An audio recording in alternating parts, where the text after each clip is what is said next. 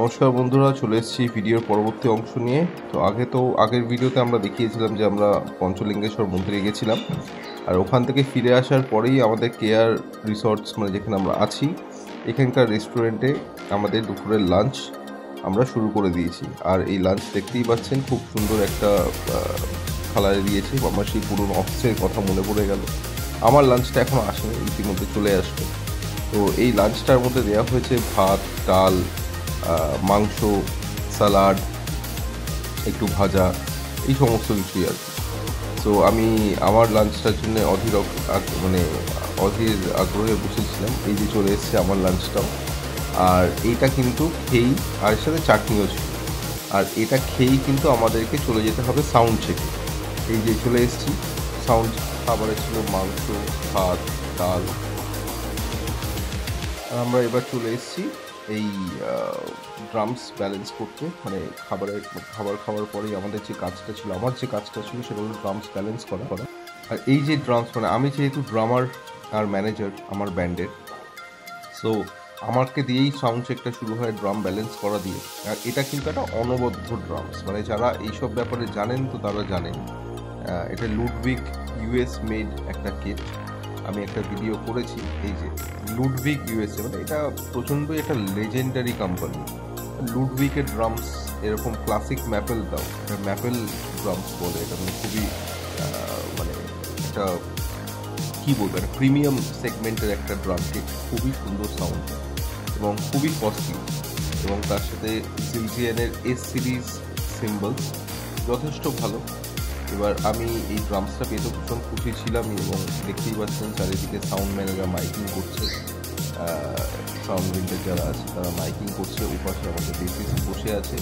ড্রামসের কিন্তু অনেক টেকনিক্যালিটি থাকে, অনেক রকমভাবে মাইকিং করতে হয় যাতে সাউন্ডটা একদম প্রপারলি আসে, এবং অনেক রকমভাবে ড্রামসটাকে ব্যালেন্স করতে হয়।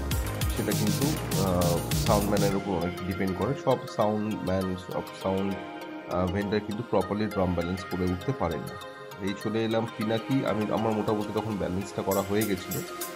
পিনাকি দাঁড়িয়ে আছে, পিনাকি এখন গিটার ব্যালেন্স করছে, গিটার সেকশন ব্যালেন্স হচ্ছে। পিনাকি প্রসেসর, এখানে আরও কিছু ডিআই ইনপুটস, এই সমস্ত কিছু প্রচুর সাউন্ডের ইকুইপমেন্টস রয়েছে। এই ভিডিওটা বেসিক্যালি একটু মানে ব্যান্ডের সাথে যারা আছেন তাদের ভালো লাগবে, বা টেকনিক্যালিটি বা সাউন্ডের সাথে যারা আছে তাদের ভালো লাগবে।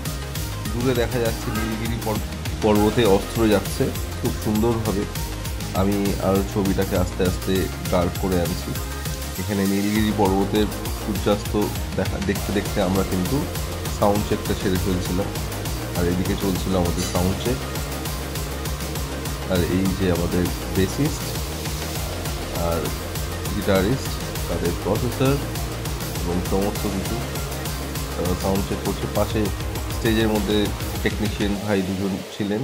এবং দেখুন, ব্যান্ডের সেট আপ বেসিক্যালি সবসময় একটু কমপ্লিকেটেড সেট আপ হয়।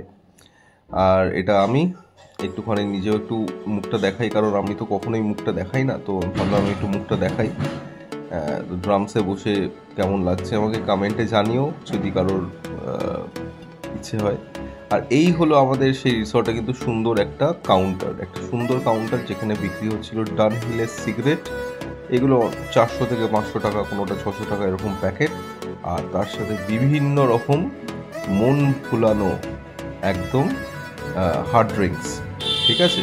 তো এটা কিন্তু ওখানে যে যখন খুশি কিনতে পারে। এবং তার সাথে বিকেলবেলা, মানে আমাদের সাউন্ড চেকটা তখন হয়ে গেছিলো, তো আমি নেমে এই ভিডিওগুলো করছিলাম।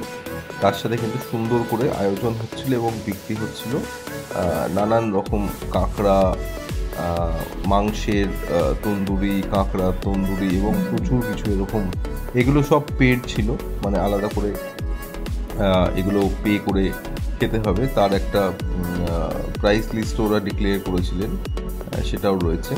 তো এই যে সেই প্রাইস লিস্টটা তখন দেওয়া হয়েছিল। তো যারা ইচ্ছুক তারা এই প্রাইস লিস্টটা থেকে আইটেম সিলেক্ট করে পয়সাটা পে করে আলাদা করে খাবে। এখানে প্রচুর রকমের মাছ রয়েছে, কাঁকড়া রয়েছে, যেটা বলবেন সেটা ওনাদের মতন করে ফ্রাই করে আপনাকে দেবে।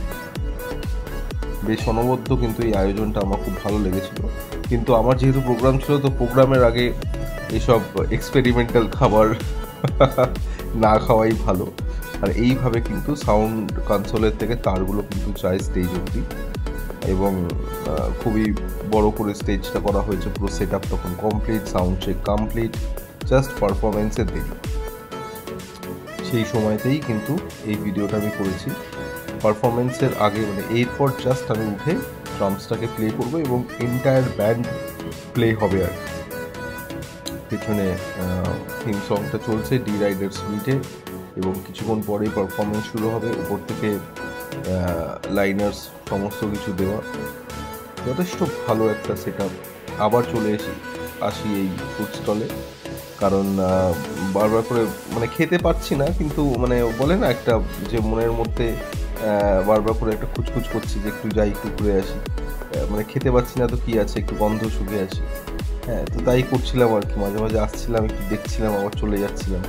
হ্যাঁ, কোনো সময় মনে হচ্ছিল একটু ভালো শট নিতে পারলাম না, হয়তো আরও দুটো শট নিয়ে নিই, ওই জন্যেই আসা। তো যাই হোক, তারপর শেষে মায়া ত্যাগ করে অন্যদিকে একটু ঘুরে এলাম। বিকেলবেলা সেই করিডোরটা কি সুন্দর লাগছে একটু দেখিয়ে দিই। এটা কিন্তু আমার খুব প্রিয় লেগেছে, মানে খুব ভালো লেগেছে। সুন্দর করে বেশ গাছগুলো চারিদিকে, টায়ার রিসাইকেল করে এগুলোকে করা হয়েছে। রিসর্টটার একটা চক্কর নিয়ে এলাম আর কি পারফরমেন্স শুরু করার আগে। এটা একটু নিতে হয়, একটু রিল্যাক্স ওয়াক বলে আর কি। কারণ স্টেজের মধ্যে তো টান উত্তেজনা থাকে, তার মধ্যে দিয়ে মিউজিশিয়ানদের যেতে হয় পারফরমেন্সের সময়। তখন হয়তো না মানে হঠাৎ করে কেউ নাম জিজ্ঞেস করলো সেটা বলতে পারবো না, এতটাই উত্তেজনা থাকে স্টেজের মধ্যে। কিন্তু তার আগে একটুখানি মাইন্ড রিল্যাক্সেশনটা প্রয়োজন। তো আমি একটা ছোট্ট একটা ওয়াক নিচ্ছিলাম। ওয়াক নেওয়ার পরে কিন্তু আলটিমেটলি পারফরমেন্সটা শুরু হয়েছে।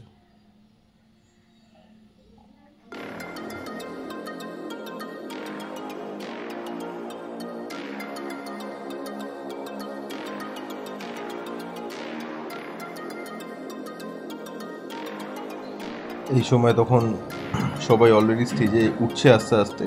আমাদের ফ্রন্টম্যান ভোকালিস্ট, তাকে টেকনিশিয়ান ভাই অ্যাসিস্ট করছেন, ইনিয়ার মনিটর তাকে সেট করে দেওয়া হচ্ছে। এরপরে হবে চূড়ান্ত পারফরমেন্স, দাপাদাপি আর একদম ফাটি একটা পারফরমেন্স। তো আমি উঠে গেলাম খুব ক্যাজুয়ালি, সব কিছুই সেট করা ছিল আমার তরফ থেকে।